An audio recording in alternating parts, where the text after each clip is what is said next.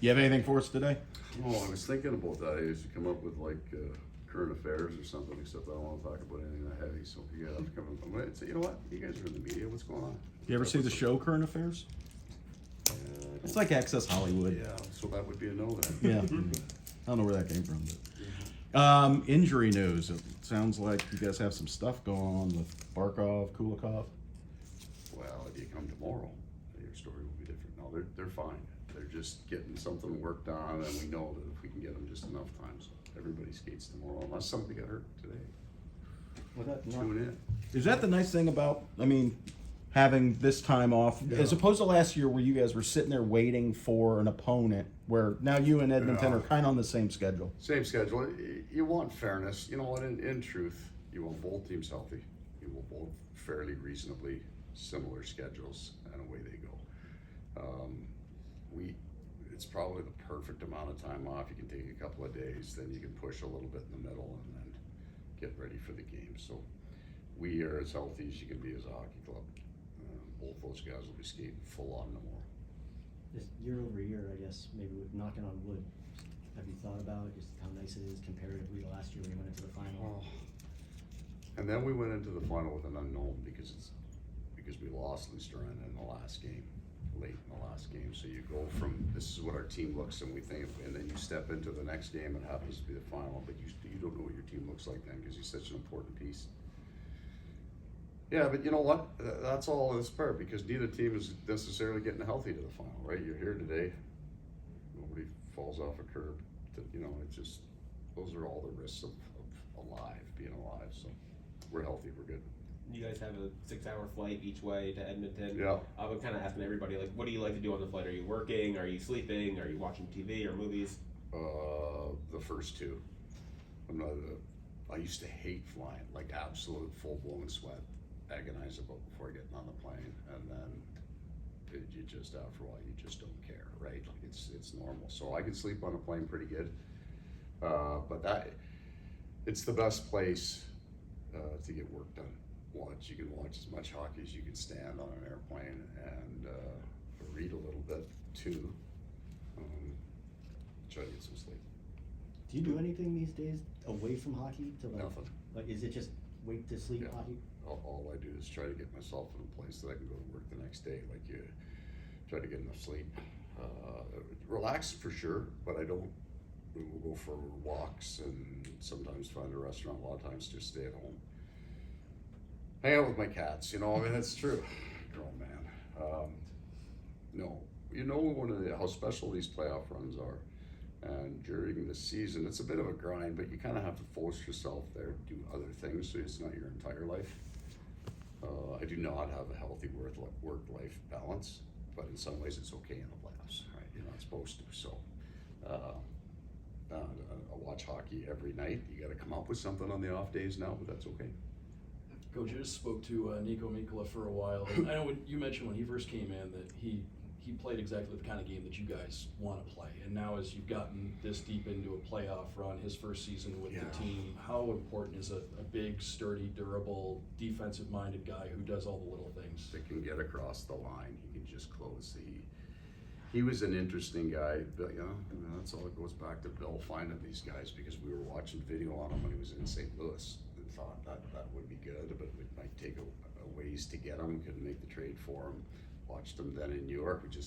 And both those teams at the time played a different defensive game than we did. And the kind of thought was, if we can take him out of that and put him into something that's probably built more to his style, he could excel. And I thought he'd be good, but I didn't know that he'd be this good. I know you say you don't understand goalies, but I was wondering if you ever wondered what Bob is doing before practice. If you asked Rob about that, or you didn't care, or didn't care to understand, or how would you? Some questions you don't want to ask because then you may have to form an opinion. I don't when the first time I saw it, but I'm leaving the rink after the pregame and I'm heading home and I look down the hallway and he's Olympic lifting in the hallway. He's playing that night. I don't know what the hell he's doing, but I don't need an opinion on that. It's really important that sometimes you just shut up and keep your eyes closed, keep moving. So that's kind of, Sergei is an intelligent man and a very focused man. And he has designed a program that allows him to be great at this point in his career. And while there has to be a certain amount of rigidity in that, there hasn't been so much that he hasn't been able to change and morph and maybe learn. So he's designed a program with an eye on continuing to learn and change that program. But we got a lot of very committed athletes in there that work very, very hard, and their nutrition's right and all this, but I don't know that I've met somebody like Sergei. And I bet you I know about 10% of it. There's a whole bunch of this stuff we never see. He goes home, he's got a whole program for everything. To see somebody that committed, that's inspiring, right? When you're rolling out of bed in the morning, you don't feel like doing the video, you're kind of going, well, Bob's probably already got 3 hours and we're working on something, I better get to the rink. Is he a quirky goalie? You've had other goalies. Is he a normal goalie? What would No, you say? I find him to be a peaceful man. Very interesting. We were in Vancouver last year. Weather wasn't bad, it was a little bit chilly out, and things weren't going great at that time, and we just went for a walk together. Talked very little bit about hockey, but because I had a little bit of a Russian culture life experience, just asked him questions. He's an incredibly interesting guy. If you could read a transcript of that conversation, you would think the other guy was 57 and I was whatever, 30-ish. This is good. Very wise man, old soul. He's had some experience, very sophisticated in some ways in understanding life. So really interesting conversation. His part was.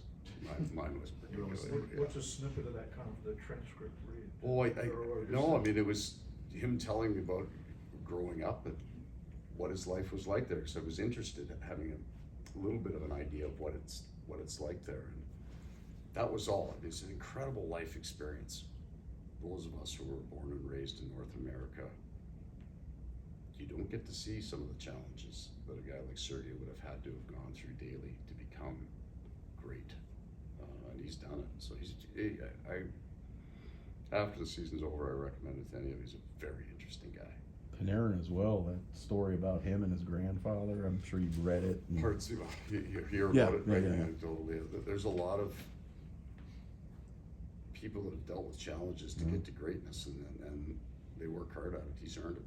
Speaking of, since we're on Bobrovsky, and if you don't understand goaltending, imagine that's me, I'm writing on this end, but he's 35 and sort of reinvented, I don't want to say reinvented, but in the past year, he's considered one of the top goalies in the league again. And what has changed? I don't know, right?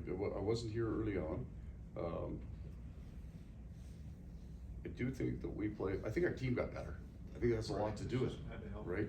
And there might be I don't know if an inflection point or a threshold when you can give a guy just a little better chance to make that save. The confidence starts to build daily and things come back. So we would say that if we know Sergei, he is very committed. He's not casual at anything that he does. So the losses and the goals, he would certainly look at them, carry them, try to learn from them. And if there's a lot of them, you can get overwhelmed by them. I don't know about that. I know that he had done everything that he could do to be great, and I think that the team in front of him improved, and the two of them kind of went hand in hand. But we're a lot better hockey team with the way he's played. You go back to him coming back into the Boston series, but it was true even before that, right? He got hurt is what happened. But from the start of this year, he's been very, very good. I mean, the Marchand save on the breakaway is something they still talk about. You know what, it's funny, they still talk about that, and for me, I was fine until Ekblad went to sweep it, and that's when my heart went, my throat went. It's gonna just at the speed of it, he's going down, he's gonna go 5-hole, right? He's gonna bunt that thing in the net. He's made some big saves. Coach, obviously there's still a round left, but for Post OEL, this is the farthest they've ever been. They both played over 1,000 games in the NHL. This is why they came here, is to get in series like this and moments like this. Just what extra energy do you get from those guys, especially maybe even during a week like this? I imagine both those guys are on cloud 9 right now. Yeah. So when you come to when they come to the team, what you just said is true. We got a pretty good team. Both different. One signed off injury, and one is kind of that veteran trade guy who's well established in terms of leadership and character. But what's good, and I'm going to speak for them. The special part of this year clearly is playing in June. But that's not what's most special about here. It's having it, especially for OEL, having a year like this in your hockey life. And he may have had phenomenal times other places, but you guys come to practice every day, you see it. Right? He's worked hard. He's in a room full of men, and people that he can interact with. He's got tons of friends. He's part of it. He also knows he's not playing another 15 years. Right? There's just, you're on the back 9. He might be on the 10th hole, and he's got lots of hockey left in him, but he's not on the front 9 anymore. So you cherish that a lot harder. Thanks, everybody. Thank you, Coach. I don't think you Thanks. cherish something harder. If you cherish it more deeply. Yeah. Sorry about that.